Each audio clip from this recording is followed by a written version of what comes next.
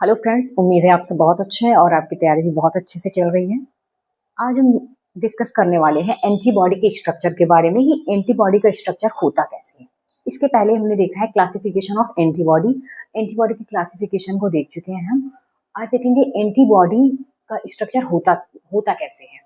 Okay, तो antibody के structure को जानने से पहले सबसे पहले एक बार फिर से रिवाइज करते हैं हम ये चीज कि एंटीबॉडी एग्जैक्टली क्या होता है, क्यों इसकी रिक्वायरमेंट होती है। तो हमारे बॉडी में जब कोई foreign molecules like bacteria, virus, fungus, कोई भी इन्फेक्शियस एजेंट जब हमारी बॉडी में इंटर करता है तो हमारी बॉडी जो है रिस्पॉन्स करती है, जिसे हम कहते हैं इम्यूनिटी। क्या कहते हैं? इम्यूनिटी। जो बॉडी रिस्पॉन्स करती है, इम्यूनिटी जो होती है हमारी, उसमें क्या होता है कि इम्यूनिटी हमारी उस एंटीजन जो फॉरेन मॉलिक्यूल है उसके विरोध काम करेगी, उसको डिस्ट्रक्ट करेगी। तो इम्यूनिटी जो है टू टाइप से काम कर रही होती है हमारी। पहला होता है इनेट एंड सेकंड जो होता है एडॉप्टिव। क्या होता है? एडॉप्टिव। तो जो एंटीबॉडी का फॉर्मेशन होता है, एंटीबॉडी का फॉर्मेशन इनेट इम्यूनिटी में नहीं होता, इसमें एंटीबॉडी का फॉर्मेशन होता है एंटीबॉडी। एंटीबॉडी का फॉर्मेशन एडॉप्टिव इम्यूनिटी में होता है। इनेट इम्यूनिटी जो होती है ये हमें बाय बर्थ मिलती है। कैसे मिलती है? By birth. बाय बर्थ में भी आप जैसे देखे होंगे कि म्यूकस का सिक्रीशन होता है ना, मदर की बॉडी से जो हमें मिल्क मिलता है उसके थ्रू। जैसे ओपनिंग जहाँ पे हमारी नेजल में देखिए हेयर पाए जाते हैं, ईयर वैक्स होता है, ये सारे क्या करते हैं? एज अ इनेट इम्यूनिटी काम कर रहे होते हैं। अगर कोई वायरस, कोई फंगस या कुछ भी फॉरेन मॉलिक्यूल आपकी बॉडी में इंटर करेगा तो उसके लिए कोई ओपनिंग चाहिए। तो आप देखते होंगे आईस हमारे टीयर्स होते हैं, वो भी जो है वो एंटीजन को क्या करते हैं? डिस्ट्रक्ट करते हैं। कोई वायरस, बैक्टीरिया आपकी बॉडी पर अगर आई में कोई वायरस, कोई इन्फेक्शियस एजेंट है तो टीयर्स के थ्रू उसको, टीयर्स में लाइसोजाइम होता है। क्या होता है? लाइसोजाइम के थ्रू वो डिस्ट्रक्ट किया जाता है। इस वो सब चीजें क्या आती है? इम्यूनिटी इम्यूनिटी की। बट हम आज बात करेंगे एडॉप्टिव इम्यूनिटी की, जिसमें एंटीबॉडी बन रही होती है। तो चलिए देखते हैं अब एंटीबॉडी का जो स्ट्रक्चर होता है वो एग्जैक्टली होता कैसे है। यही चीज हम देखेंगे आज कि एंटीबॉडी की सरफेस पर ऐसे क्या रिसेप्टर बाइंडिंग साइट, कौन सी साइट है, वो क्या चीजें हैं जो एंटीजन को क्या करती हैं? ट्रैप कर लेती हैं, उसके बाद उसको डिस्ट्रक्ट कर देती हैं। तो सबसे पहले हम बात करते हैं स्ट्रक्चर ऑफ एंटीबॉडी की। तो एंटीबॉडी जो होता है एक तरह की क्या होती है? ग्लाइकोप्रोटीन। आपसे अगर पूछा जाए कि एंटीबॉडी किस कौन सी टाइप की प्रोटीन है तो आप बोलेंगे ग्लाइकोप्रोटीन है एक तरह की। जो एंटीबॉडी ग्लाइकोप्रोटीन है, जो एंटीबॉडी का स्ट्रक्चर है ये हमारी जो एंटीबॉडी है ये 4 पेप्टाइड चेन से बनी होती है। किससे बनी होती है? 4 पेप्टाइड चेन से बनी होती है। जो 4 पेप्टाइड चेन होते हैं इसमें 2 होती है हैवी चेन एंड 2 होती है लाइट चेन। एक सिंगल पॉइंट को आप ध्यान रखिएगा, सबसे एक जो मैं टर्म बोलूंगी ना सबसे क्वेश्चन बन सकता है सबसे। ओके, तो सबसे पहले हमने बात कर ली कि ग्लाइकोप्रोटीन, ये हमारा सबसे पहले हमने देखा क्या? ये हमारा एडॉप्टिव इम्यूनिटी का पार्ट है। किसका है? एडॉप्टिव इम्यूनिटी का। एक क्वेश्चन यहां से हमारा बन सकता है। सेकंड हमने बात करी ये ग्लाइकोप्रोटीन इन नेचर होता है। थर्ड जो है कि 4 पेप्टाइड चेन्स। अगर पूछा जाए कि बॉडी कितने पेप्टाइड चेन से बनी होती है तो आप बोलेंगे 4 पेप्टाइड चेन, जिसमें क्या होता है? 2 हैवी चेन होता है एंड 2 लाइट चेन। तो 2 हैवी चेन हो गया एंड 2 लाइट चेन हो गया। तो स्ट्रक्चर में आइए हम इसके देखते हैं। ये रहा हमारा एंटीबॉडी का स्ट्रक्चर। क्या रहा? एंटीबॉडी का स्ट्रक्चर रहा हमारा ये, जिसमें क्या है? ये हो गया हमारा एक लाइट चेन हो गया एंड 2 लाइट चेन हो गए। ओके, एक light chain and 2 light chain हो गया। और ये जो सबसे लंबी सी ये पूरी दिख रही है, ये क्या है? हमारी हैवी चेन। तो हमने क्या देखा कि एक छोटी स्मॉल क्या होती है? जैसे दो हो गई हमारी, ये भी स्मॉल, तो ये हो गई हमारी 2 लाइट चेन और 2 सबसे बड़ी वाली जो है ये हमारी हो गई हैवी चेन। तो जो हमारी लाइट चेन और हैवी चेन का अपर रीजन है, जिसको हम क्या कह रहे हैं? Variable region. इसको क्या बोल रहे हैं हम? ये देखिए, ये है हमारा अपर साइड का वेरिएबल रीजन। जो वेरिएबल रीजन होता है इसके अपर साइड पर अमीनो ग्रुप लगा होता है। क्या लगा होता है? NH3। ये देखिए यहाँ N से डिनोट किया हुआ है, यहाँ पे होता है अमीनो ग्रुप। जो हमारी वेरिएबल साइड होती है, वेरिएबल रीजन जो होता है उस पे होता है अमीनो ग्रुप। एंड ये होता है हमारा कांस्टेंट रीजन, जहां पर क्या होता है? कार्बोक्सिलिक ग्रुप, जिसे हमने C लिखा है, ये होता है हमारा कार्बोक्सिलिक ग्रुप। क्या देखा हमने? कि जो एंटीबॉडी का स्ट्रक्चर होता है, 2 हैवी चेन 2 लाइट चेन होती हैं। जो अपर सरफेस होता है, जो हमारा वेरिएबल रीजन होता है, उससे अमीनो ग्रुप लगा होता है, और जो हमारा कांस्टेंट रीजन होता है उस पे लगा होता है कार्बोक्सिल ग्रुप। ये चीज है आपकी क्लियर हुई। तो सबसे पहले ये देख लो आप एक चीज कि हमारा वेरिएबल रीजन कहाँ तक है और हमारा कांस्टेंट रीजन क्या है। तो यहाँ पे ये देखिए स्ट्रक्चर बना हुआ है, ये लिखा है मैंने वेरिएबल रीजन, तो ये हमारा वेरिएबल रीजन हो गया। रेस्ट ऑफ जितने ये कांस्टेंट रीजन है। तो वेरिएबल रीजन का मतलब क्या होता है, जो वेरिएबल रीजन होता है इट मीन्स जो है वो अपनी साइट पे अपने स्ट्रक्चर को चेंज करता रहता है। यहाँ पे ये चेंज हो सकता है, वेरिएबल रीजन की जो स्ट्रक्चर है शेप है ये चेंज हो सकता है अकॉर्डिंग टू किस टाइप का वो एंटीजन है। एंटीजन जिस टाइप का होगा उसके अकॉर्डिंग जो हमारा वेरिएबल रीजन होगा वो चेंज होगा, और वेरिएबल रीजन पे ही एमिनो ग्रुप लगे हुए हैं। वही जब बात करते हैं यहाँ से यहाँ तक देखिए ये कांस्टेंट रीजन लिखा हुआ है, तो कांस्टेंट रीजन का स्ट्रक्चर चेंज नहीं होता है। कांस्टेंट मतलब ही पता लग रहा है कि वो कांस्टेंट ही रहेगा, निश्चित है वो, इस रीजन में कोई भी परिवर्तन नहीं होता है। अगर आपसे पूछा जाता है कि जो एंटीबॉडी का स्ट्रक्चर होता है variable region and constant region का, इसमें से कौन सा है जो हमेशा कांस्टेंट रहता है, उसके स्ट्रक्चर में कोई भी परिवर्तन नहीं होता है, तो आप कहेंगे कांस्टेंट रीजन होता है। और जिसमें अकॉर्डिंग टू एंटीजन, एंटीजन को देखकर वो अपने शेप को अपने स्ट्रक्चर को चेंज करता है, वो होता है हमारा वेरिएबल रीजन। क्लियर। अब हम आगे देखते हैं। यहाँ पे देखिए ये हो गई हमारी एंटीजन बाइंडिंग साइट। क्या हो गई? Antigen binding site. एंटीजन की बाइंडिंग साइट जो होती है उसे क्या बोलते हैं? पैराटॉप। उसे क्या बोलते हैं हम? पैराटॉप। इसे हम बोलेंगे पैराटॉप। पैराटॉप ये साइट जो है पैराटॉप की, ये कहां पे पाई जा रही है? एंटीबॉडी पर। एंटीबॉडी पर क्या पाया जाता है? पैराटॉप। वही बात करते हैं जो एंटीजन की जो पोजीशन एंटीबॉडी से बाइंड कर रही है उसको क्या बोलते हैं? तो एंटीजन पे जो रीजन होगा उसे बोलेंगे हम एपिटॉप। यहाँ पे देखिए नोट में लिखा हुआ है एंटीजन एंड एंटीबॉडी। तो एंटीजन की जब बात करेंगे तो एंटीबॉडी पर एपिटोप पाया जाता है। वही जब बात करते हैं हम एंटीबॉडी की तो एंटीजन पे एपिटोप एंड एंटीबॉडी पर पैराटोप। तो ये यहाँ पे कंफ्यूजन मत रखिएगा आप, क्योंकि कंफ्यूजन ये होती है कि पैराटॉप एंटीजन पे पाया जा रहा है या एंटीबॉडी पे। तो आप क्लियर रखिएगा, ऐसे नोट लगा के अपने नोट्स में लिख लीजिएगा। एंटीजन पे एपिटोप पाया जाता है, एंटीबॉडी पे क्या पाया जाता है? पैराटॉप। जो एंटीजन बाइंडिंग साइट होता है हमारा पैराटॉप क्या होता है? एंटीजन बाइंडिंग साइट होता है। और एंटीजन और एंटीबॉडी का जो इंट्रैक्शन होता है, जब एंटीजन आया आपकी बॉडी में, आपकी बॉडी ने उसके अगेंस्ट एंटीबॉडी का फॉर्मेशन किया, तो दोनों के बीच में जब बाइंडिंग होगी, जो पैराटॉप और एपिटोप के बीच में जो अटैचमेंट होगी ना, वो नॉन कोवैलेंट होगा। जो इंट्रैक्शन होगा वो क्या होगा? Non covalent interaction. ये मत सोचिएगा कोवैलेंट इंट्रैक्शन होगा, नहीं, वो नॉन कोवैलेंट इंट्रैक्शन होगा।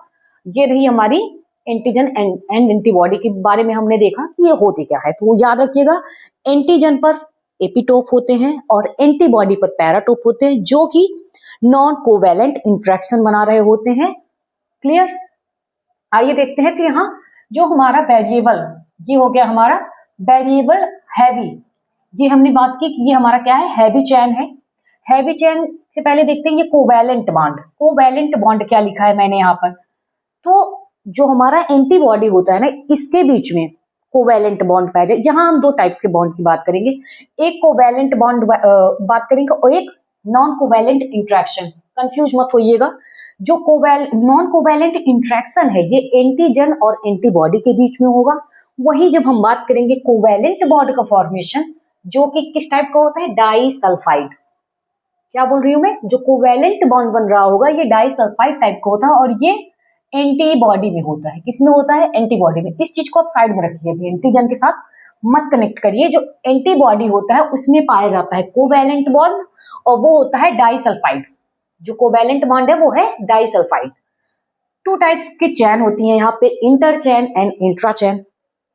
इधर हमने क्या देखा कि 4 पेप्टाइड चैन है, वो चीज तो है heavy chain and light chain. अभी heavy chain and light chain के बीच में इंट्रैक्शन किस टाइप का हो रहा है? इंट्रैक्शन भी तो होगा तभी तो पूरा स्ट्रक्चर बनेगा ना।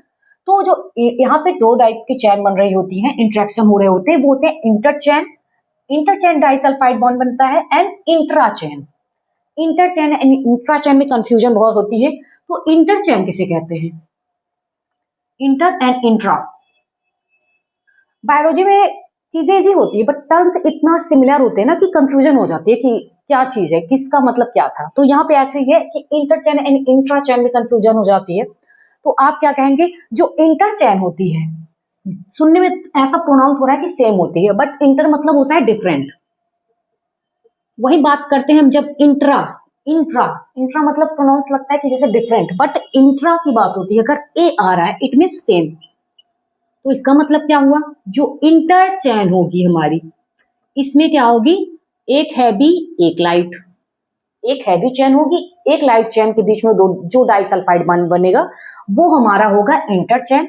और वही जब इंट्रा चैन की बात करते हैं, चाहे वो हैवी टू हैवी या लाइट टू लाइट, अगर हैवी टू हैवी चैन के बीच में डाइसल्फाइड बॉन्ड बन रहा है या लाइट टू लाइट चैन के बीच में डाइसल्फाइड बॉन्ड बन रहा है तो उसे हम क्या बोलेंगे, इंट्रा चैन। कंफ्यूजन क्लियर हुआ कि इंटर चैन किसे कह रहे हैं एंड इंट्रा चैन। इंटर मतलब होता है, इंटर मतलब होता है, इंटर चैन की बात करेंगे हम तो डिफरेंट है, एक हैवी एक लाइट। वही जो इंट्रा ए जहां पे आ रहा है इंट्रा, वहां पे हम सेम की बात करेंगे, it means heavy to heavy के बीच में disulphide bond and light to light के बीच में। तो आई थिंक आपका ये inter chain and intra chain का कॉन्सेप्ट क्लियर हुआ। यहाँ पे मेंशन भी किया, देखिए इंटर, इंटर चैन मतलब हैवी एक लाइट, इंट्रा में एक हैवी एक मतलब एक हैवी टू हैवी या लाइट टू लाइट के बीच में। जो इंटर चैन होती है, किसी भी एंटीबॉडी की बात कर रहे हैं, जैसे क्या होता है इंटर चैन जो होता है वो हमारा 4 इंटर चैन होती है, कितना सॉरी 4 डाइसल्फाइड बॉन्ड होते हैं। डाइसल्फाइड बॉन्ड ही बन रहा है ना, कोवैलेंट इंटरेक्शन हो रहा है यहाँ पे, देखिए कोवैलेंट बॉन्ड डाइसल्फाइड बॉन्ड। तो जो हैवी एंड लाइट के बीच में इट मींस जो इंटर चैन बन रहा है वो 4 डाइसल्फाइड बॉन्ड बना रहा है। क्या बना रहा है, 4 डाइसल्फाइड बॉन्ड। वही बात करते हैं इंट्रा चैन की, तो वो बना रहे हैं 12 डाइसल्फाइड बॉन्ड, 12 डाइसल्फाइड बॉन्ड। तो 4 और 12 दोनों मिलाकर के 16। इट मींस अगर पूछा जाता है कि कोई एंटीबॉडी है वो कितने डाइसल्फाइड बॉन्ड बना सकती है, तो आप कहेंगे 16। कितने, 16 डाइसल्फाइड बॉन्ड। डाइसल्फाइड बॉन्ड को ऐसे डिनोट करते हैं, तो 16 डाइसल्फाइड बॉन्ड बनाती हैं, जिसमें से क्या होती है 12 जो होती है वो होती है हमारी इंट्रा। इंट्रा मतलब होगा कि हैवी टू हैवी और light to sorry light to light के बीच में। और वही जब बात करेंगे 4 इंटर चैन, इंटर इंटर की बात करेंगे तो एक हैवी और एक लाइट। इस तरह से 16 डाइसल्फाइड बॉन्ड बन रहे होंगे। यहाँ पे रिप्रेजेंट भी करा है, देखिए एक डाइसल्फाइड बॉन्ड यहाँ बन रहा है हमारा, ये देखिए एक डाइसल्फाइड बॉन्ड यहाँ पे बना है, कहाँ, ये हैवी चैन है हमारी सबसे लंबी। एक डाइसल्फाइड बॉन्ड, 2 3 4 5, देखिए 1 2 3 4 5 6 इधर बनी है और 6 इधर हैवी चैन पर बनी है। तो 12 ये हो गई और ये हमारी लाइट चैन पर बनी हुई है 1 2 3 4। तो यहाँ पे 4 बन गई और 12 हो 12 4 16 बन चुके हैं हमारी डाइसल्फाइड बॉन्ड। तो ये हो गए आपके। यहाँ से भी क्वेश्चन अच्छे से पूछ सकता है कि इंट्रा चैन जो होती है उसके बीच में कितना डाइसल्फाइड बॉन्ड बनता है, आप कहेंगे 12। और इंटर की बात करेगा उसमें आप कहेंगे 4। ये चीज वेरिएबल भी करती है कि किस टाइप की एंटीबॉडी है, कौन सी एंटीबॉडी है। तो फ्लक्चुएट कर सकता है नंबर हैवी चैन का, हैवी चैन में जो है वो फ्लक्चुएट कर सकता है कि कितनी हैवी चैन पाई जा रही है। ओके, बट ये मोस्टली आप ये चीज तो एकदम क्लियर रहेगा कि इंटर चैन में हैवी एंड लाइट चैन की बात करेंगे, इंट्रा में हम बात करेंगे heavy to heavy and light to light. तो ये हो गया हमारा पूरा का पूरा एनसीईआरटी बेस्ड है हमारा कि 16 डाइसल्फाइड बॉन्ड पाए जा रहे हैं। ये भी बात अब क्लियर रखिएगा। इंटर एंड इंट्रा चैन बीच में जो कंफ्यूजन है उसको भी क्लियर रखना है आपको। और वही एंटीजन एंड एपीटॉप का जो सरफेस पर कौन से पैराटॉप कहाँ पे पाया जा रहा है, एपीटॉप कहाँ पाया जा रहा है, ये चीज आपको क्लियर रखनी है। एपीटॉप एंटीजन पे, पैराटॉप एंटीबॉडी। मैं बार बार ये चीजें इसलिए बोल रही हूँ कि बहुत ही ज्यादा इंपॉर्टेंट है आपके लिए कि किस पे क्या चीजें पाई जा रही हैं। तो कोवैलेंट बॉन्ड यहाँ पड़ा है तो ये सिर्फ एंटीबॉडी के स्ट्रक्चर की बात कर रहा है कि एंटीबॉडी के बीच में कोवैलेंट बॉन्ड का फॉर्मेशन हो रहा है जो कि डाइसल्फाइड है। बट जब इंटरेक्शन की बात होगी एंटीजन एंड एंटीबॉडी, जब हम क्या करेंगे देखेंगे कि एंटीजन एंड एंटीबॉडी, ये हमारा एंटीजन है, कोई एंटीजन है हमारा। ओके, यहाँ पे ये हमारा एंटीजन बाइंडिंग साइट है, क्या है, एजी बाइंडिंग साइट। और इसी एजी बाइंडिंग साइट को हम क्या बोलते हैं? पैराटॉप। पैराटॉप। तो जो यहाँ एंटीजन और एंटीबॉडी के बीच में इंटरेक्शन हो रहा है, ये इंटरेक्शन किस टाइप का होता है? Non covalent.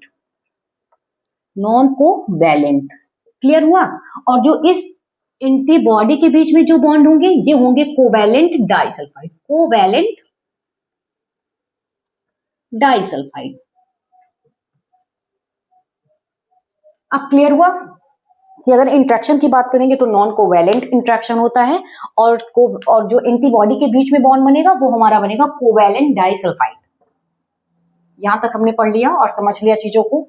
अब हम बात करते हैं हिंज रीजन।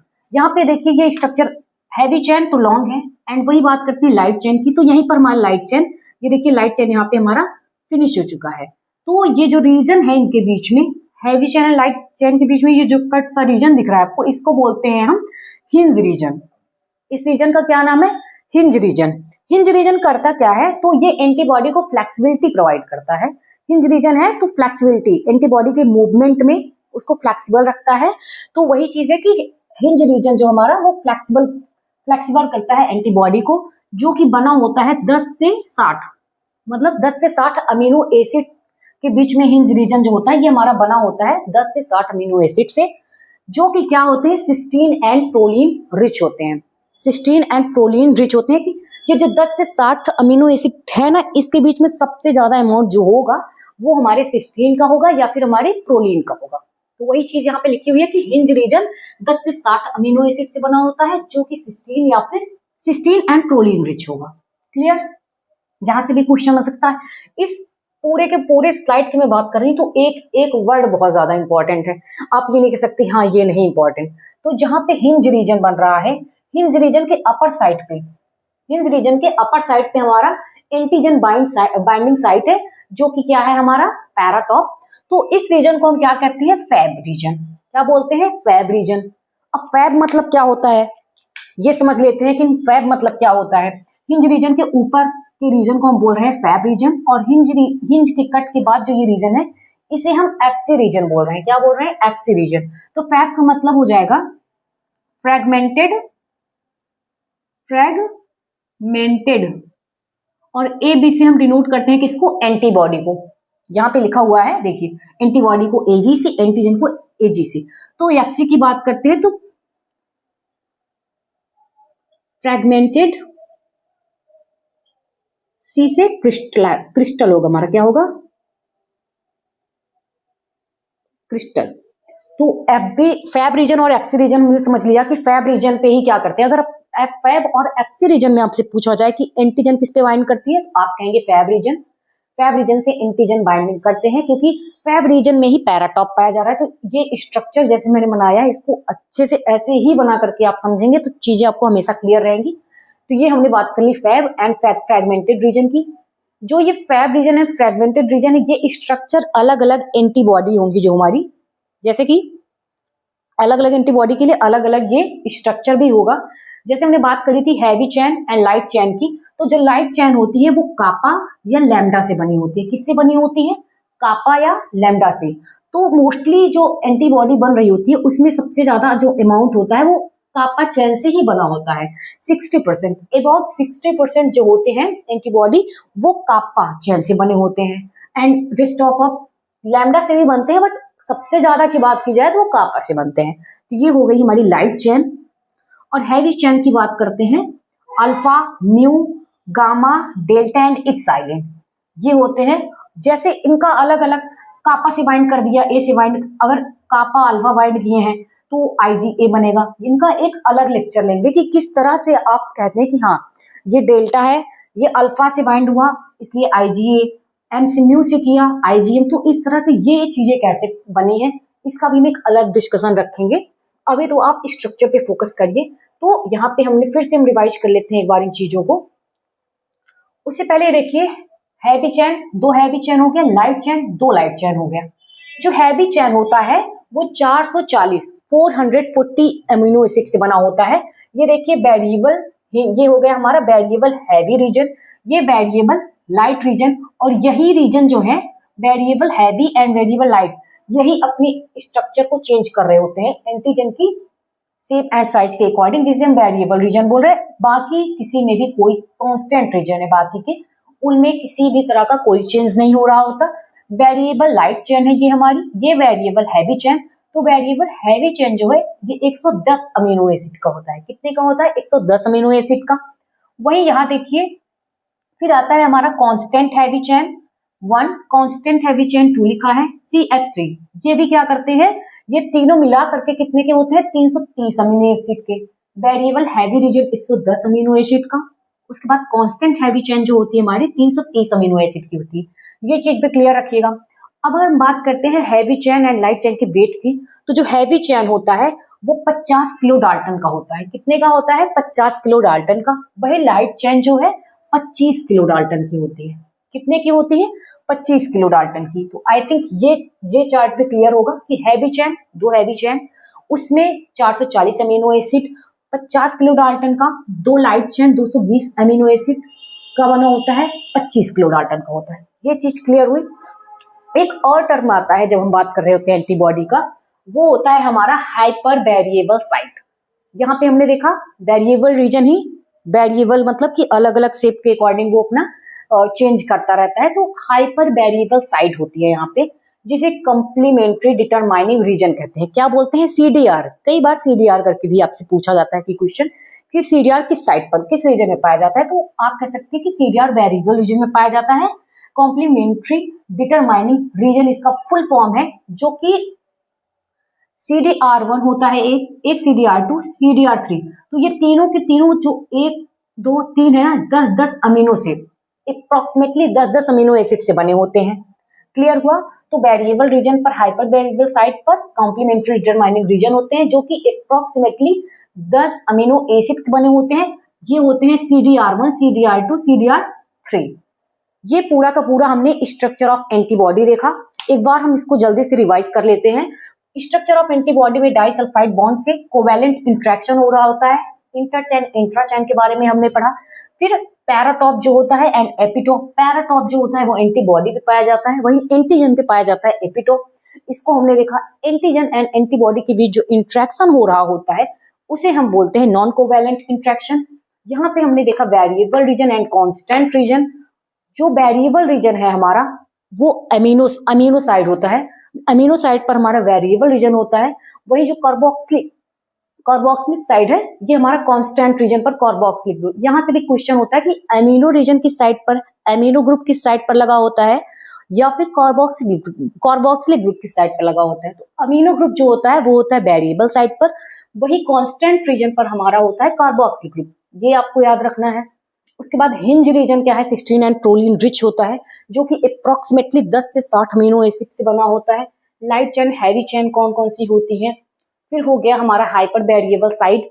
और इसके बाद जो है यहाँ पे ये चीज बिल्कुल मत भूलिएगा, हैवी एंड लाइट चेन का। ओके, आई थिंक ये पूरा का पूरा आपका एंटीबॉडी क्लियर हुआ। आपसे एंटीबॉडी के मोस्टली सारे क्वेश्चन बन जाने हैं। इसके पहले जो मैंने क्लास ली थी वो था हमारा क्लासिफिकेशन ऑफ एंटीबॉडी। तो एंटीबॉडी की पूरी क्लासिफिकेशन आप इसके प्रीवियस क्लास से देख सकते हैं। तो आपका एंटीबॉडी से कोई भी क्वेश्चन कभी भी नहीं फंसने वाला। एक स्लाइड वो कल वाली और ये आज की एक, ये दोनों आपके लिए बहुत ही ज्यादा हेल्पफुल है। पूरा का पूरा NCERT बेस्ड है। तो किसी भी एग्जाम की प्रिपरेशन कर रहे हो आप, तो आपके लिए बहुत ही हेल्पफुल रहने वाली है आज की भी क्लास, इसके पहले की भी क्लास। आई थिंक आपको क्लास पसंद आई होगी। आज के लिए इतना ही रखते हैं। इसके बाद जब हम नेक्स्ट लेक्चर में आएंगे तो एक नए टॉपिक के साथ मिलते हैं। तब तक के लिए thank you, take care, bye bye. और अपनी पढ़ाई को आप ऐसे ही कैरी ऑन रखिए। Thank you.